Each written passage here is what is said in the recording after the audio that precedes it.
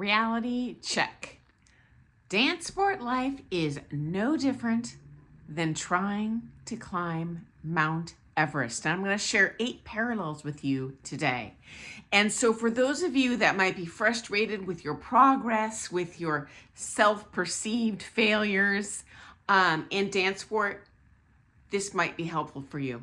Okay, so straight out of the chute, dance sport is a moving target. So if you think back to that very first competition, you weren't gunning for first and gold. You weren't gunning for a world title. You were like, please let me do well in my newcomer or bronze, cha-cha or whatever. But you know what, guys? As soon as we hit goal number 1, we could care less. We're on to goal number 2, goal number 3, and it's always a moving target. And bad news, guys, it does not end until you win the Pro World Championship. Trust you me. Everyone else feels like they didn't hit their goal. Okay, so number 1 parallel. Money, money.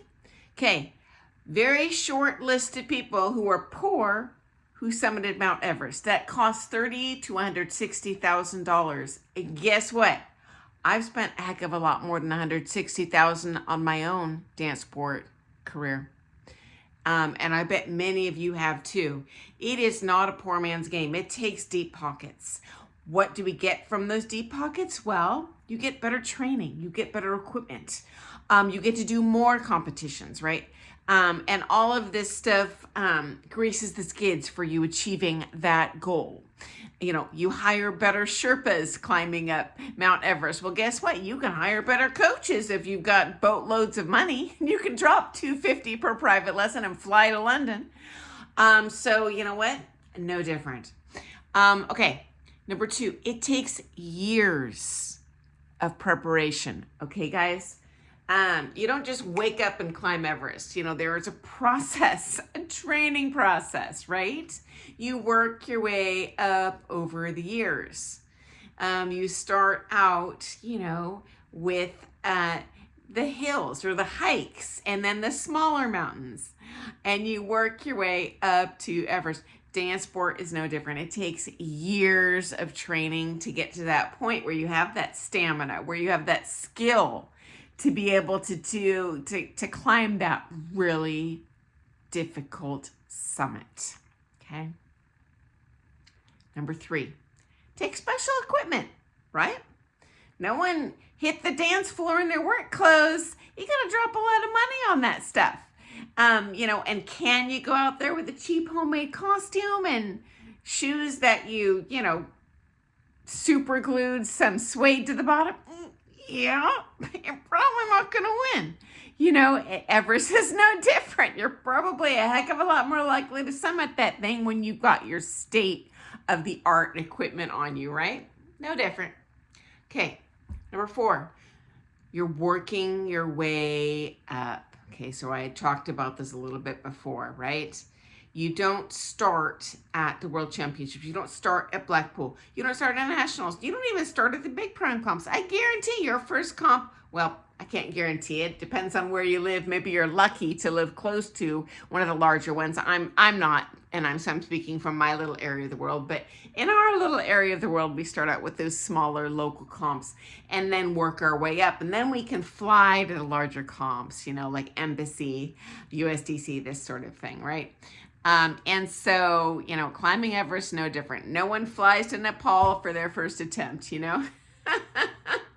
Okay, next up. DNA, realistically, is going to be an asset or a detriment. And that's really out of our control.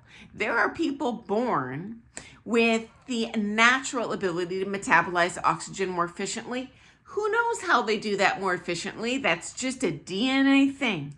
Same thing in dancing. Some people are going to have a better body build or natural cardio, natural flexibility, and many of these things we can overcome through work, just like you can overcome through working hard to climb up Mount Everest. But some people just got a gift. Okay, unfortunately, all of us have a little bit different gifts, but It's just going to be harder for those people that don't have, every DNA benefit that others might have. And unfortunately, that's out of our control. I'm just sharing a reality here. It's a sad reality. And you know what? If you're not progressing as fast as someone else, this could be something totally outside of your control. Okay, next up, age is a factor. Okay, when you're climbing Everest, statistically, your success of summiting is going to successively fall each year after age 40. Honestly, guys, the reality is, and there's just a physical body element to this thing with the aging process. You know what? I'm a middle-aged old lady. Like, I can attest to this myself. I do not have the body I did when I was 20. It doesn't work that way anymore. And you know what? Everest, dance sport, no different. I personally, give me a shout out if you know someone who's done this. I don't know anyone, honestly, who started dancing, say, when they were 30, and then is, hardcore competing open pro at Blackpool. I'm sure it's happened, and there's always going to be an outlier. For example, there's an 80-year-old Japanese lady that summited Everest. But you know what? She probably had loads of money and DNA on her side. I'm just guessing. Everyone's got different benefits. But age is going to be realistically one of those benefits when you're trying to achieve these really difficult goals. Okay? Okay, number 7. You lose perspective the closer you get to the summit. Okay? Every single pro that I know that competed like Open Pro and Blackpool, including me, stupidly invested everything and then some into that, making that summit. So there's something called summit fever when people get to that top of Everest, where apparently that last, quarter of a mile or whatever is you're most likely to die. You lose kind of your rationale. You're like, oh, I'm so close. I can do it. If I just get that much more, I can make it. And then they end up dying on the way down. Okay. Honestly, guys, dance sport, no different. There are people when they get to those upper echelons and they think, oh, I'm this close to making that final. And they start stupidly spending.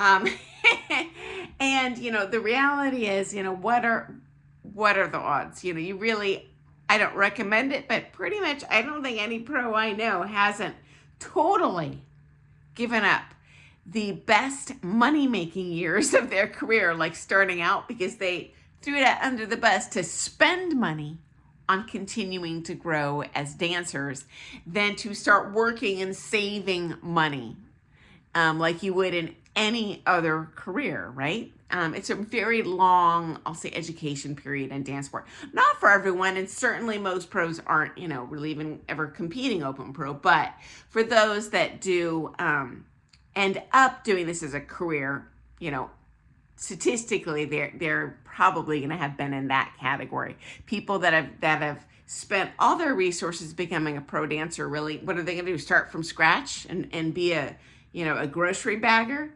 at a grocery store? They sacrifice a lot. They have no health insurance. They have no retirement savings. They start their career much later, whether that's dance sport.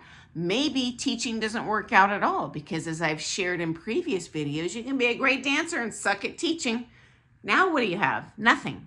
Great, you were a good dancer. Get a career. Start from scratch while all of your peers that were your age, in high school, are now, making $100,000 a year and you got nothing. So yeah, and I would caution you in this area, try not to lose your perspective. And I know it's hard. And you know what, just because you didn't hit that goal that you have in mind this year, bear in mind, you probably way surpassed the goals you had for yourself when you entered a dance sport life, okay? And I guarantee there's people out there that envy you, friends. I know there's other people that you envy too. We all do. But there are people that look at you and like, wow, that's beautiful. That's amazing. I respect them so. I emulate them. And try to take pride in what you have accomplished. You know what? Maybe you don't make it to the summit. Maybe you make it to that top camp. Well, guess what? That's more than 99.9% of the world. Dance sport's no different. Okay. Finally, luck can be a factor. When you're climbing Everest, guess what? You might hit that sweet spot weather window where you make it to the summit, you make it down, sunshine and roses, good weather window, or you get stuck in an unexpected blizzard up there and you die. Dance board's no different. You know what?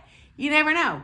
Come see, come saw. I might end up with a sucky judging panel who as soon as I walk on that floor, I'm like, oh my God, I'm never gonna place.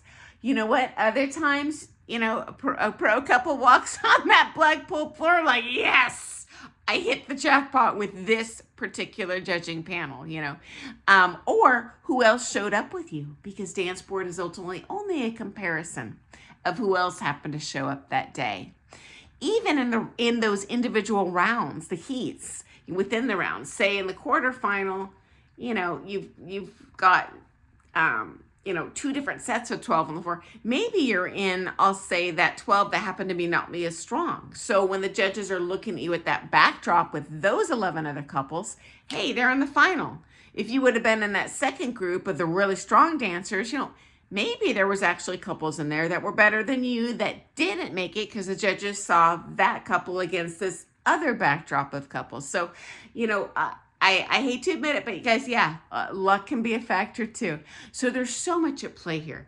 And guys, just bear in mind, in the end, exponentially more people compete in dance sport than the number of people who try to climb Everest. And every year,